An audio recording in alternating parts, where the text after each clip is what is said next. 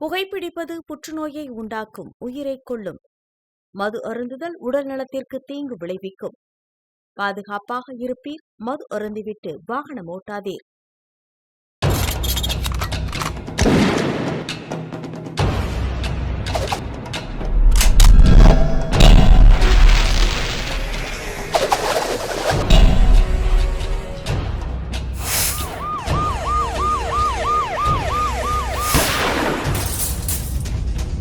கோப்பியம், உண்மையும் பின்னணியும். வணக்கம். சமுதாயத்தில் இன்னைக்கு மிகப்பெரிய பிரச்சனை என்ன தெரியுமா? குழந்தையின்மை அப்படிங்கிறது. இந்த குழந்தையின்மை பிரச்சனை அப்படிங்கிறது மிகப்பெரிய பிரச்சனையாக உருவெடுத்து வரக்கூடிய சூழ்நிலையில் அதை தங்களுக்கு சாதகமாக பயன்படுத்திக் கொள்ளக்கூடிய குழந்தை கடத்தல் கும்பல்கள் பல காலமாகவே பச்சிளம் குழந்தைகளை திருடுறாங்க.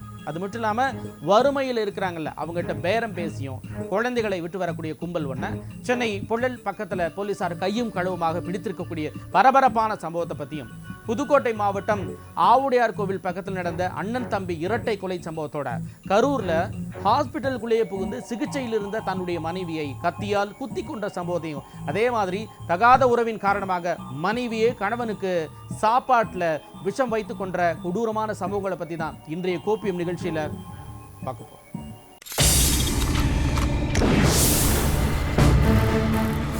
அரசு மருத்துவமனைக்குள் புகுந்து மனைவியை குத்திக் கொன்ற கணவன்.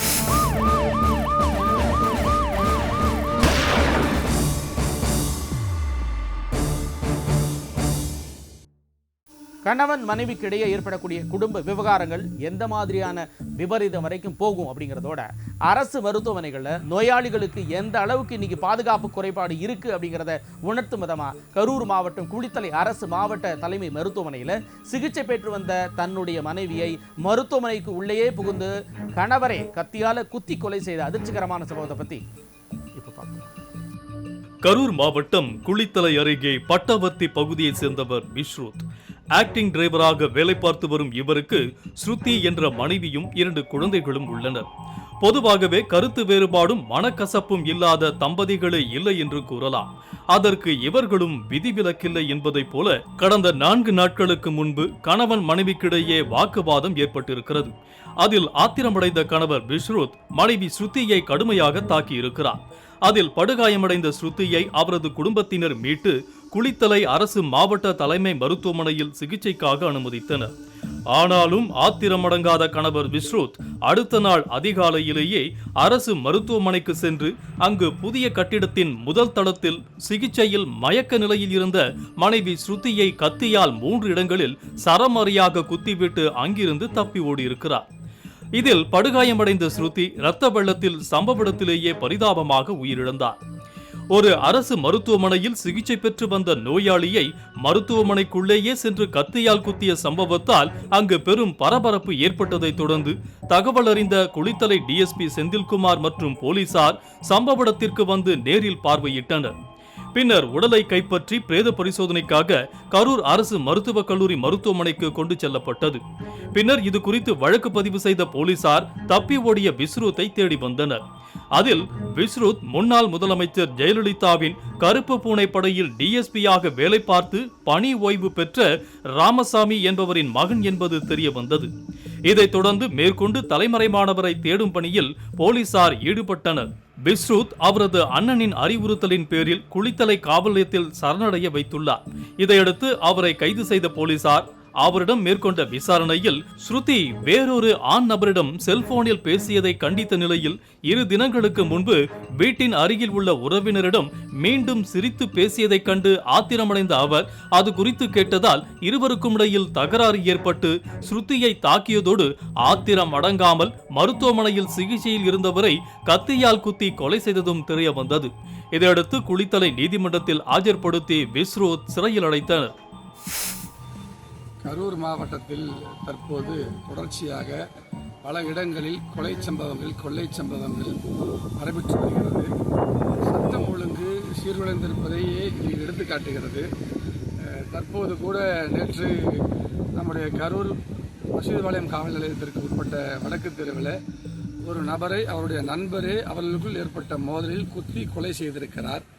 அதற்கு ஒரு 2-3 நாட்களுக்கு முன்பாக குளித்தலை பகுதியிலே கணவன் மனைவிக்கிடையே ஏற்பட்ட குடும்ப தகராறில் காயம் ஏற்பட்டு மனைவி குளித்தலை அரசு மருத்துவமனையில் சிகிச்சையில் இருந்தபோது குளித்தலை அரசு மருத்துவமனைக்கு சென்ற கணவர் மிகுந்த வெறியோடு 3 இடங்களிலே தன்னுடைய கட்டிய மனைவியை கழுத்திலே, மார்பிலே, வயிற்றிலே என்று 3 இடங்களிலே குத்தி கொடூரமாக கொலை செய்துள்ளார். கரூருக்கு இதுபோன்ற தொடர் கொலை சம்பவங்கள் என்பது மிகவும் கண்டனத்துக்குரியதாகவும் வேதனைக்குரியதாகவும் இருந்து வருகிறது. இந்த சம்பவங்களும் தற்போது மாவட்ட காவல் கண்காணிப்பாளராக பொறுப்பேற்றிருக்கக்கூடிய திரு ஜோஸ் தங்கையா அவர்கள் பொறுப்பேற்றதற்கு பின்னிட்டு இந்த 2-3 நாட்களிலேயே தொடர் கொலை சம்பவங்கள் நடைபெற்று வருகிறது.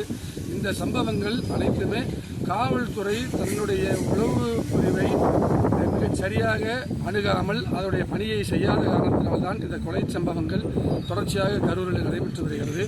சட்டம் ஒழுங்கு சீர்கெட்டிருக்கிறது என்பதை இந்த நிகழ்வுகள் காட்டுகிறது. இதற்கு காவல்துறையை உடனடியாக சீரமைத்து அந்த சிறப்பு காவலர்கள் தங்களுடைய பணியை செய்து இந்த கொள்ளை சம்பவங்களை தடுப்பதற்கான முன்னேற்பாடுகளை செய்ய வேண்டும். பாதுகாப்பு பணிகளை பலப்படுத்த வேண்டும். புதியதாக பொறுப்பேற்றிருக்கக்கூடிய காவல் கண்காணிப்பாளர் அவர்கள் பல சட்ட நடவடிக்கைகளை வன்முறைவாதிகளுக்கு எதிராகவும் சட்டம் ஒழுங்கை சீர்குலைப்பவர்களுக்கு எதிராகவும் எடுத்து வருவதாக உறுதியளித்திருக்கிறார். ஆனால் அவர் பதவியேற்ற 2 நாட்களிலேயே இதுபோன்ற சம்பவங்கள் நடைபெறுவது மிகுந்த வேதனைக்குரியது. மேலும் இதுபோன்ற சம்பவங்களுக்கு தண்டனைகளை கடுமையாக்கினால் மட்டுமே இதுபோன்ற சம்பவங்கள் நடைபெறாமல் தடுக்க இயலும். கோப்பியம், உண்மையும் பின்னணியும்.